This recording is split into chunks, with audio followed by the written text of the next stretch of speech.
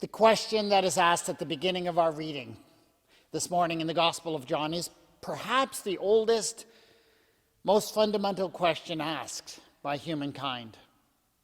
Jesus and the disciples are walking along one day when they notice a man by the side of the road. He's begging, he's blind, has been blind from birth. And so the disciples ask what seems to them to be a natural question. Rabbi, they want to know who sinned, this man or his parents, that he was born blind. The question is overflowing with unspoken assumptions. They're making assumptions not just about this man and his family, but actually about the moral and ethical nature of the universe. The question takes it for granted that if anyone has faced adversity, whether in the form of a disability or an illness or some other misfortune, well, it must be somebody's fault. Somebody has to be to blame, probably the person themselves or someone close to them. And the amazing thing is that the disciples seem completely oblivious to the fact that they are making an assumption here. They are unaware. You might even say it's a blind assumption. They ask Jesus the question, assuming that he will give them only one of two answers. Either the man himself or his parents must be to blame. It never seems to occur to them that there could be an answer outside of those two possibilities. So ingrained is this assumption that they don't know they are making it. But, I don't think we should be too hard on the disciples for making this assumption. They're not the only ones making assumptions here. Later on in the story, the Pharisees, these important religious leaders in the community, make it clear that they are laboring under the same unconscious assumption. When they start arguing with a now former blind man, and he demonstrates that he's not as ignorant as they think, that he can hold his own argument, he makes them look bad. And they end up shouting at him in frustration, "You were born entirely in sins, and are you trying to teach us?" And it's at moments like that when you're frustrated that because of all your unexamined shortcomings, that your deepest underlying beliefs and assumptions come out. And so it is made clear that the Pharisees have been assuming all along, just like the disciples, that this guy, or at least his parents, must have done something to deserve his state. So the disciples make the unconscious assumption. The religious leaders make the unconscious assumption. But they're still not the only ones. This assumption actually runs through all of society, right up until this very day. We often don't say it. It has become rude to say it out loud, but that doesn't stop us from making the same assumption all the time. If someone has suffered a tragedy or misfortune, we all assume the same thing. It must be their own fault. It certainly happens all the time with victims of various crimes. You hear a story, for example, of someone who gets raped, a horrible thing. What are the questions that automatically come to mind? What were they doing at that place at that time? If she's a woman, what was she wearing? What had she been drinking? What lifestyle had she been living previously? These are all questions that seem to come to mind automatically. They're also the kind of questions that might very well be asked of the woman if charges are laid and she is forced to testify against her attacker in court. It's never said in so many words, but the underlying assumption behind these questions is that she must have done something to deserve this terrible thing that has happened to her. It is also the fundamental assumption that lies behind so much of our racism and our various forms of prejudice. You see a racial group or some other minority group within society that seems to suffer from various problems, whether it be like endemic poverty or addiction or violence. And the default assumption is, the one we tend to fall back on, is that this is not caused by any sort of structural imbalance in society or any past history of oppression affecting present generations. No. It's easier to fall into the assumption that there must be some ethical failure within the community itself. They don't want to work hard. They don't have good families, whatever it might be. There must be some reason why, and it must be their own fault. This is the assumption of a racist. And I suspect it is an assumption that every one of us, no matter what our racial background may be, can fall into easily. And even when we're dealing with people who are suffering from illness or disability, we may make this assumption without even being aware of it. Oh, we don't want to think it's somebody's own fault if they're sick or lost their sight or something like that. But you know what? If we can find some cause behind the problem and it can be traced back to something they did, it's like, we can relax. It makes sense. The world suddenly makes sense again. I think I know why we do this. We do it because the world's a scary place. The world is a place where bad things happen for no particular reason all the time, or at least not for any reason we can understand.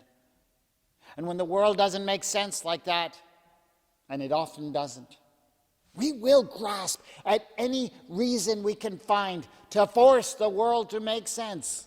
And yes, the easiest reason to land on is to blame the victims themselves for whatever they are suffering from. They must have sinned in some way. Must be their own fault. It's a terrible thought. It's just that at least it seems better than the alternative, which is to give in and admit that we live in a universe where bad things might happen to me or to somebody I love for no reason. But if we can take it for granted that the man was born blind because somebody sinned, we can feel safe. Because we don't think that we have sinned in any way like that to make us deserving of such a fate. This is the blind assumption, and it is common. But what is notable, what makes this so notable in the story, is that Jesus does not share in this assumption. He takes this assumption and he rejects the very premise behind what the disciples are saying. Neither this man nor his parents sinned, Jesus replies. And so he forces the disciples to consider that there might be something going on in this situation outside of their comfortable and easy assumptions.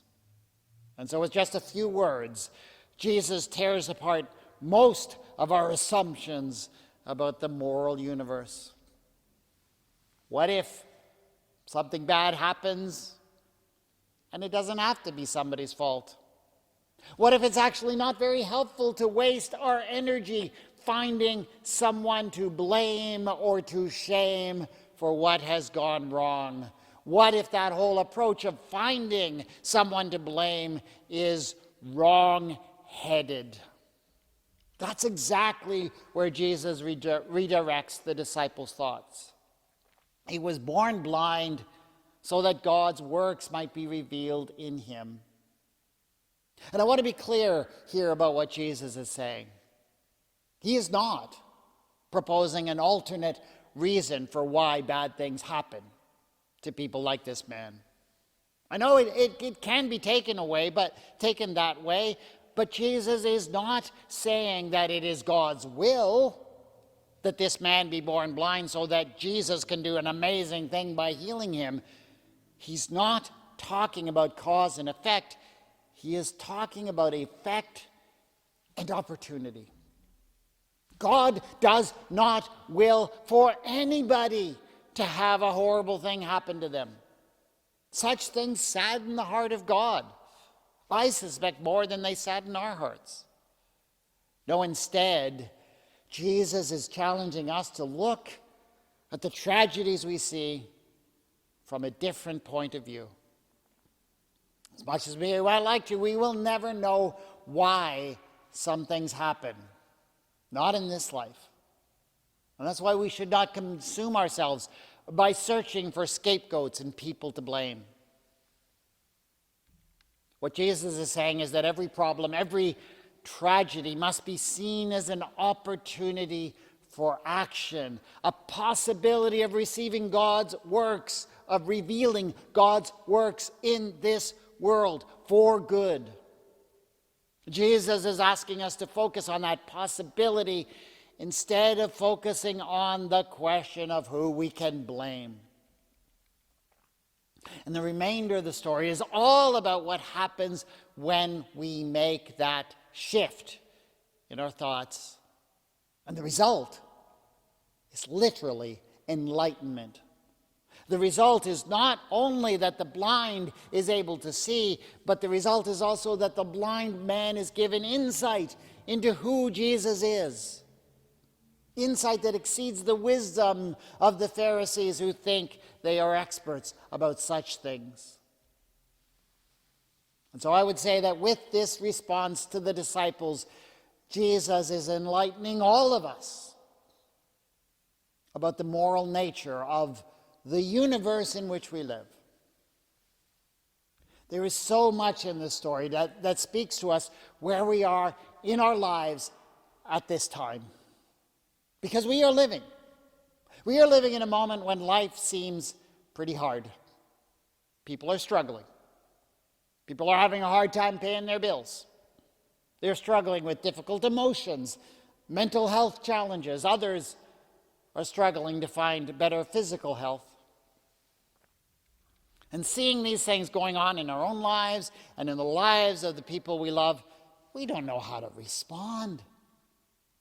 And so it's usually the easiest response is to take the most ancient one.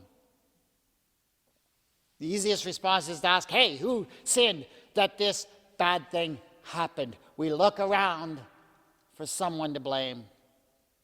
And of course, it's often easiest to just blame the victims themselves. And even if you are the one who is struggling, how easy it is to blame yourself, right? Oh, I'm too weak, you say. I'm too lazy. I made the wrong choices. And you repeat this litany to yourself until you believe it. It's easy to blame yourself. It's easy to blame even the people you love when they go through their own troubles. And I'm not saying, of course, that there are never any reasons why people struggle, and I'm not saying that those struggles never have to do with themselves. But I am saying that the reasons are usually far more complex than our blame and shame reflexes would imply. And the more we get fixated on finding those reasons, those people to blame, unless we're constructing the reasons in some constructive way, that's not going to help us get out of any bad situation. No, let us adopt the approach that Jesus takes. Let us focus on where in this situation is the opportunity for God's works to be revealed. And if we can do that, we might well be amazed at the new thing God brings out of it. Enlightenment, in some form, is bound to follow. This doesn't just apply to our personal struggles. I think it also has something to say to us where we are in our journey together as a congregation. For we are in a moment in the story of the church where we are struggling with how our ways of being church just don't seem to work like they used to.